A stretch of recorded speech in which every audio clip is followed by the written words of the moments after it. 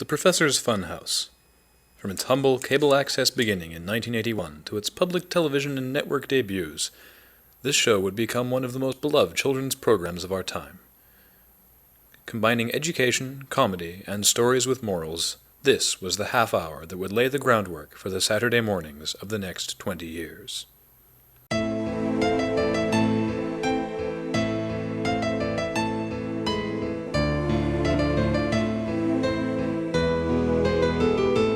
It all started in a little 600-watt cable station in Fresno, California, with 8 friends and an idea. Well, we'd all seen kids' shows with puppets, The Big Friendly Giant and Sesame Street, you know. I mean, they were great shows, but they were just missing something, right? I mean, I'm a huge fan of The Big Friendly Giant myself. I used to do impressions of Rusty the Rooster as part of my stand-up act. But those shows didn't quite have it. Well, they had people, yeah? Humans. I mean, everyone loves humans, yeah? Obviously our show was a show for humans, but all the other shows had humans on them. Well, kids see humans every day. How is that special? We wanted to make our show really special. Even the Muppet Show, the holy grail of puppet shows, relied on their celebrity guests. Well, why not? Why not do a show with an ensemble cast made entirely of puppets? Well, work had been slow for all of us, so everyone was in. Ferdy started talking to the station manager, who wasn't sure if the idea would fly, but to his credit gave us the chance to prove ourselves. It was all marketing. I mean, obviously we wanted to make a wonderful children's show, but we had to get it out there, so it had to be marketable. So against some protest from the cast, we used archetypal characters. I hopped around, I came out of the hat, I delivered the eggs on the Easter specials, I ate carrots. I can't stand carrots. So I'm an elephant, and we're known for our excellent memories, so it was decided that I would be Professor PACHYDERM, and the name just sort of happened. That really gave us direction. On January 15th, 1981, The Professor's Funhouse premiered on CFUV Channel 87 in California. Within the year, it had been picked up by the local public station CFUR Channel 9. We could hardly believe it. Us? On public TV? We were ecstatic. It was indescribable. The world fell in love with the Funhouse, and its success increased. Children's books and a home video series. Things were going well for the puppets. The show became so popular in North America that there was a great demand for a Canadian version, just as Sesame Street had done. Being from Canada myself, I thought the idea was great, so I really pushed for it.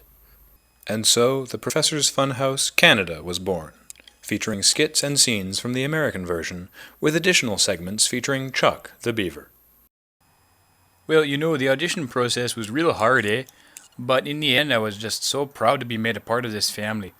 I mean, really, it totally launched my career, eh? And I'll always look back fondly on my time in the Funhouse.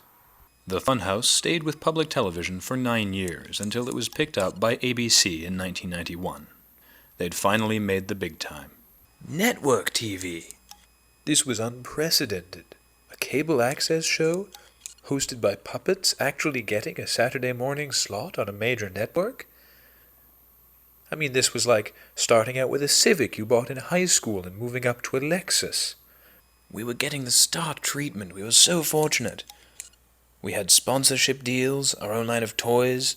Ferdy even got an honorary doctorate from his hometown at the University of Northern British Columbia. By now, the Funhouse and its cast of characters had more than just their foot in the door. They were part of American culture. Kids had grown up watching them, and a new generation was enjoying their classic brand of fun. But as always, fame slowly began to take its toll. Well, Evelyn, Nutty the squirrel, had been smoking for years against what the rest of the cast felt was a good idea.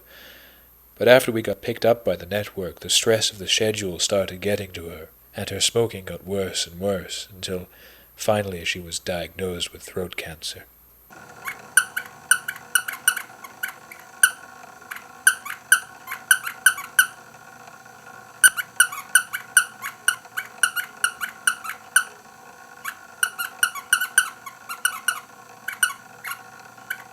But Evelyn's condition was not the only problem the show would endure in their first 2 years on ABC. I just felt that the show was getting tired. We were just covering the same stuff over and over again. I mean, how many times can you talk about the colors of the rainbow and keep it interesting? We'd already done it, so I felt it was time for me to move on.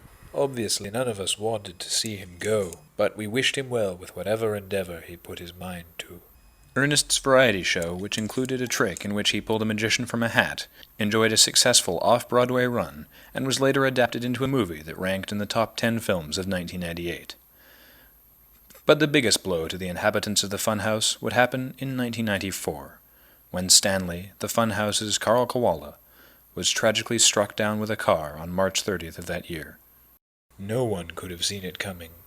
We were in shock. Production just shut down. I was in New York at the time, working on my show. When I flipped on the news that night, there was Stanley, cover story. I just dropped the remote and cried. Ernie shut down his show for a week and flew in for the funeral. There must have been 5,000 people there. We got so many letters of condolence. We just shut ourselves up for 3 days and read every one of those letters. Only then did we realize how many people we'd touched over the years. There were letters from parents who had watched the show with their children, teenagers who had grown up with us, even 3- and 4-year-olds writing in crayon that they hoped he got better soon. I'm sorry.